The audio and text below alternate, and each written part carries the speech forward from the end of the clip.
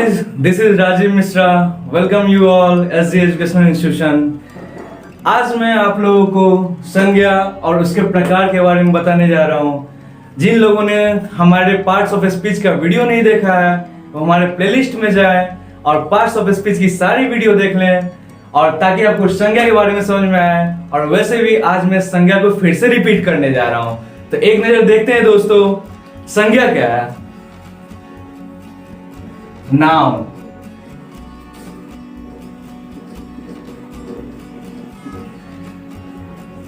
इसके बारे में हम लोग चर्चा कर चुके थे। Noun defines a person, place और थिंग। ऐसा शब्द जो किसी वस्तु, व्यक्ति या स्थान का बोध कराता है, जैसे दिल्ली,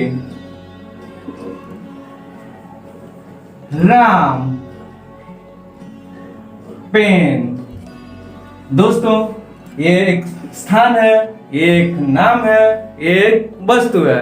और आज देखते हैं इसके कितने प्रकार हैं। तो दोस्तों आइए बताते हैं। इसके 8 प्रकार हैं और मैं उसको अंकित करना चाहता हूं।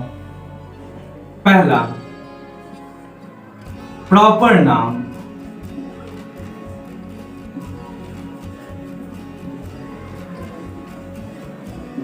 इसे हम लोग कहते हैं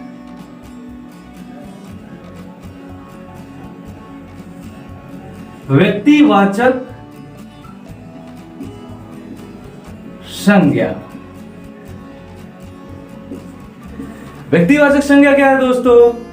ऐसी संज्ञा जो किसी विशेष वस्तु, स्थान या नाम का बोध कराता हो, उसे व्यक्तिवाचक संज्ञा कहते हैं। जैसे कुछ उदाहरण देखते हैं दोस्तों। जैसे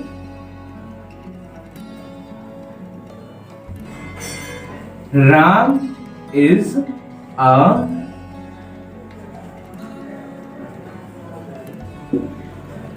सुपीरियर गॉड, मतलब राम एक सर्वोत्तम भगवान है। तो इसमें राम जो है व्यक्तिवाचक संज्ञा का बोध करता है। दूसरा तो लेते हैं, Delhi is the capital of India. Delhi Bharat की राजधानी है। तो इसी तरह से किसी विशिष्ट व्यक्ति, वस्तु या स्थान का बोध कराता है, उसे प्रॉपर नाउन कहते हैं। आगे देखते हैं दोस्तों दूसरी प्रकार, कॉमन नाउन।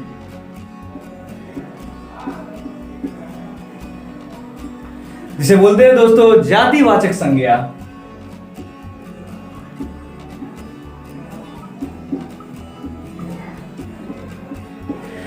दोस्तों ये ऐसा संज्ञा है जो बिल्कुल ही एकदम कॉमन सा होता है, जो हम लोग अपने डेली लाइफ में यूज करते हैं। जैसे दोस्तों dog, cat, dog, cat, pen, pencil, university. दोस्तों ये सब बिल्कुल ही कॉमन सा है जो हमारे जीवन में हमेशा यूज होता रहता है और हमेशा अपने जीवन में देखते रहते हैं। तो इसे कॉमन नाउन कहते हैं। अगले नाउन में आते हैं दोस्तों। अगले नाउन में आते हैं, अब नाउन के तीसरे टाइप में आते हैं। तीसरा टाइप है आपको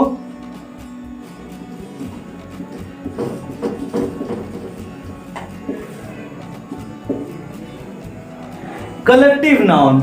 इसे कहते हैं समूहवाचक संज्ञा।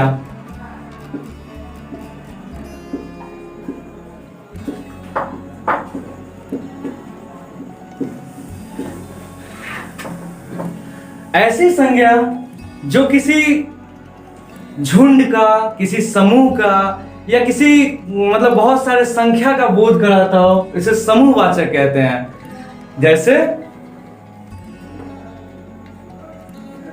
a bunch of grapes, इसे बोलते हैं अंगूर का गुच्छा। तो यहां बंच जो है ये कलेक्टिव नाउन का बोध कराता है।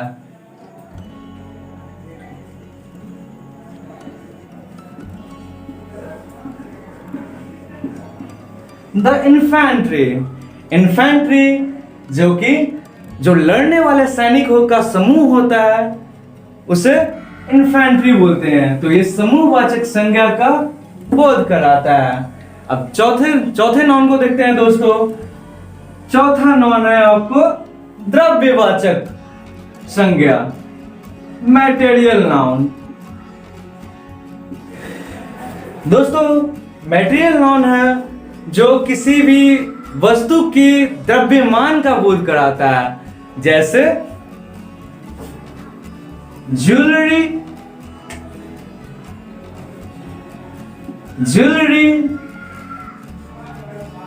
मेड ऑफ गोल्ड, मीन्स ये गहना सोना का बना हुआ है। तो गोल्ड मटेरियल नाउन का बोध कराता है। जैसे chair is made up of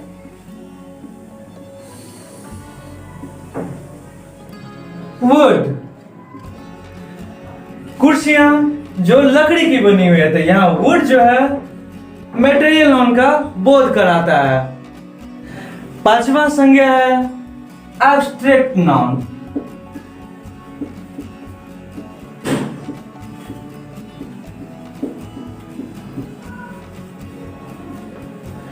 means भाववाचक संज्ञा।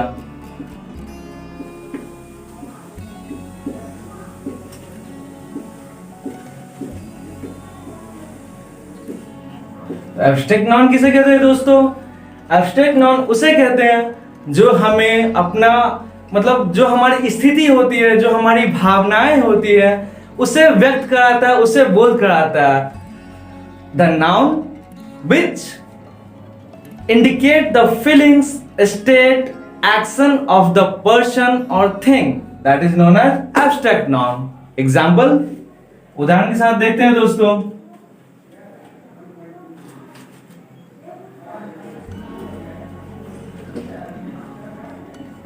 This person got demise, means यह व्यक्ति मरणशील हो गया। मीन्स डिमाइज जो है एब्स्ट्रैक्ट नाउन का बोध कराता है। Ram is a funny guy,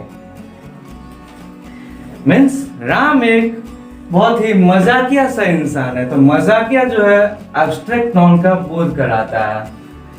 तो अब आगे चल रहे हैं दोस्तों अगले नाउन पे, जो कि है काउंटेबल नाउन।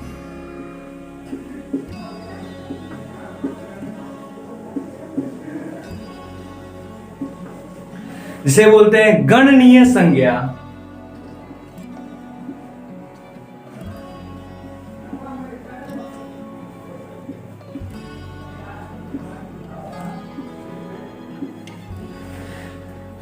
दोस्तों ये एक ऐसी संज्ञा है जिसे हम गिनती कर सकते हैं। जैसे दोस्तों तो गणनीय संज्ञा क्या है? ऐसी संज्ञा जिसे हम गिन सकते हैं। जैसे 10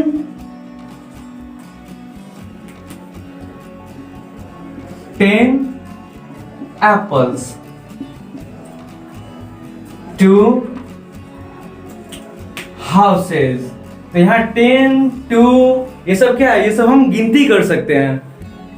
लाइक 5 dogs, 5 कुत्ते। तो ये सब दोस्तों गिन सकते हैं। तो ये हमें काउंटेबल नाउन का बोध कराता है। काउंटेबल नाउन का बोध कराता है। दोस्तों अब अगले नाउन पे आते हैं, 7वें नंबर पे अनकाउंटेबल नाउन।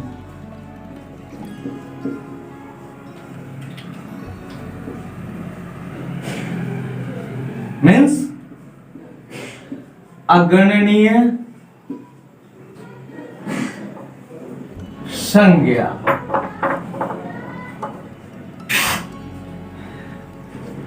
दोस्तों ये ऐसा संज्ञा है जिसे हम काउंट नहीं कर सकते, जिसे हम गिनती नहीं कर सकते हैं। उदाहरण के तौर पे देखते हैं, सैंड, वाटर, ये सब ऐसे कुछ उदाहरण हैं जो कि हम उसे गिन नहीं सकते हैं। Example, 1 kg of rice. तो 1 kg में कितने चावल के दाने होते हैं दोस्तों, उसे गिन नहीं सकते हैं, इसलिए ये सब अगणनीय में आएंगे। अगला है 8वां number, compound noun.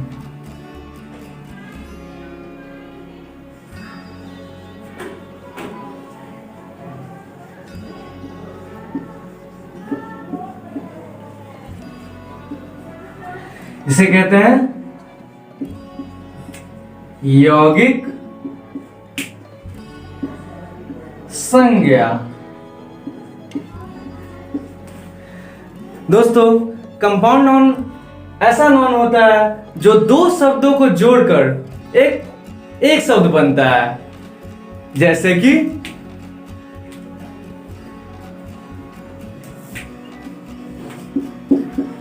Credit card. Credit एक शब्द है दोस्तों, कार्ड एक दूसरा शब्द है, तो दो शब्द मिलकर एक शब्द बना है, जैसे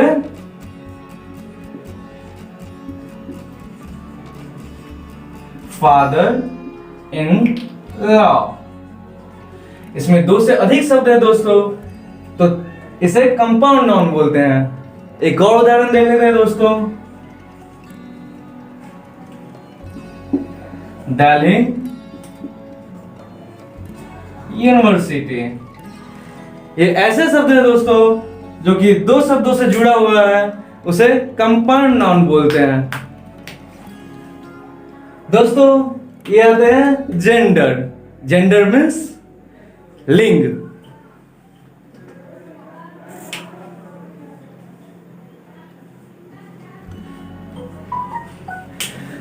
दोस्तों ये कहीं कहीं जो है दो तरह का होता है, कहीं कहीं तीन तरह का होता है। तो बेसिकली दो तरह के ही लोग पढ़ते हैं। लाइक बहुत लोग सुने भी होंगे ये नाम, जैसे हो गया आपको, पहला हो गया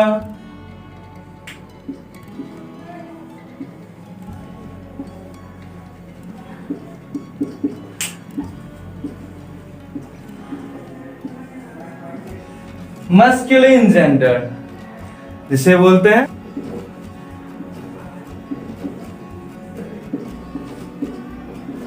पुलिंग। दूसरा हो गया दोस्तों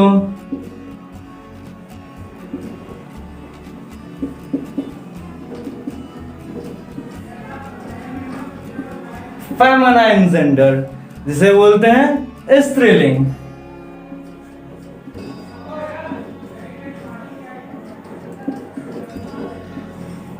दोस्तों नॉर्मली कंप्यूटर एग्जाम में ये दो लिंक को ही लेकर चलते हैं, लेकिन कहीं कहीं बहुत रेयर जगह पे जो है तीसरा लिंक पढ़ने को मिलता है, जिसे बोलते हैं हम लोग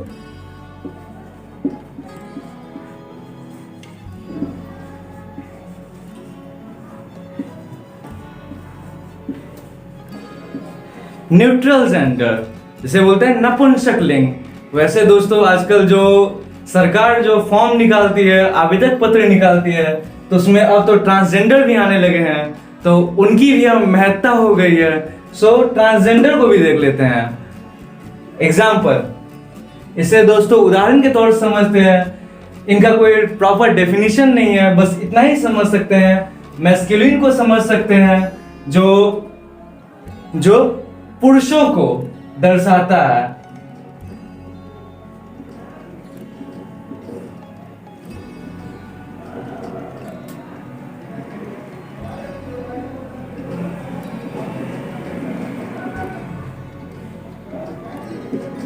A word which indicate only male. A word which denotes only male. That is masculine gender.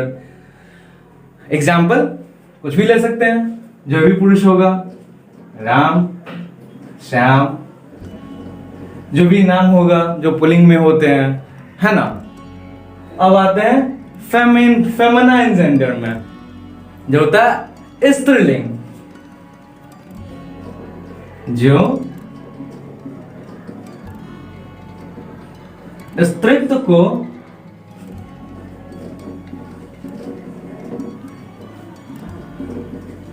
दर्शाती है। जैसे कोई भी लड़की का नाम हो गया। अब जैसे कोई फीमेल जानवर को भी ले सकते हैं, जिस तरह से मेल जानवर को भी ले सकते हैं। जैसे मेल जानवर को हो गया डॉग, तो फीमेल जानवर को हो गया बिच। मेल जानवर को ले सकते हैं हॉर्स, फीमेल को ले सकते हैं हॉर्सेस। इसको लेंगे अगर ऑक्स, ये हो गया फीमेल में हो गया ऑक्शन। वैसे ही बहुत सारे ऐसे उदाहरण हैं दोस्तों, जो जीव जंतु जानवर किसी को भी ले सकते हैं। एक दोस्तों लेते हैं एक और उदाहरण जो कि बहुत ही रॉयल होगा, जैसे हो गया लायन, तो फीमेल में हो गया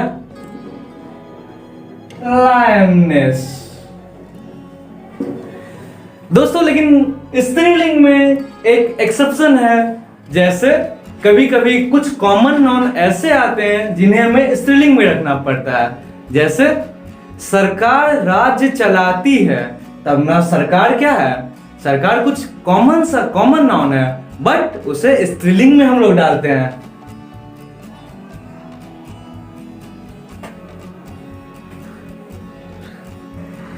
दोस्तों इसी कुछ एक्सेप्शन देखते हैं। जैसे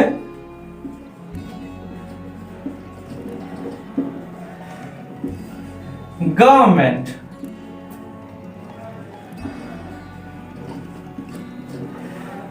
तो सरकार राज्य चलाती है, सरकार का रूल चलती है ना।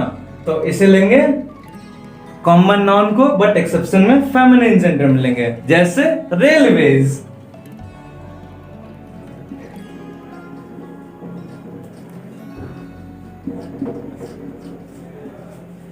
नॉर्मली क्या बोलते हैं दोस्तों, ट्रेन 4 घंटे लेट हो गई।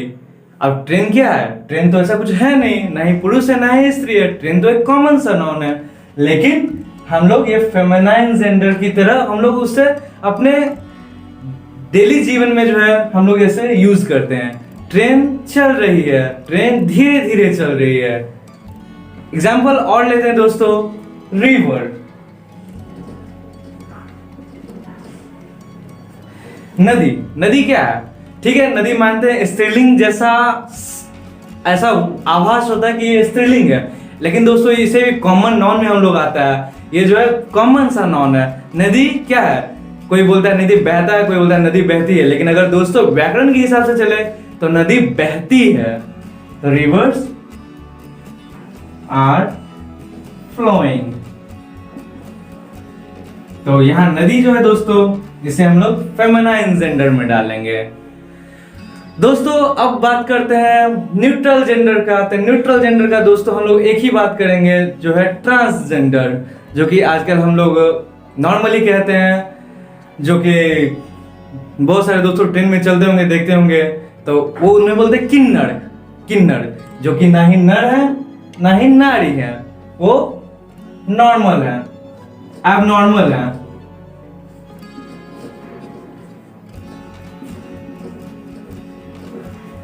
जिसे बोलते हैं नपुंसकलिंग। तो बस उसका वही कर सकते हैं ट्रांसजेंडर। उनके लिए क्या होगा, तो दे होगा। नॉर्मली मेल के लिए क्या होता है, ही होता है। फीमेल के लिए क्या होता है, सी होता है। इनके लिए क्या होगा, दे होगा। ठीक है।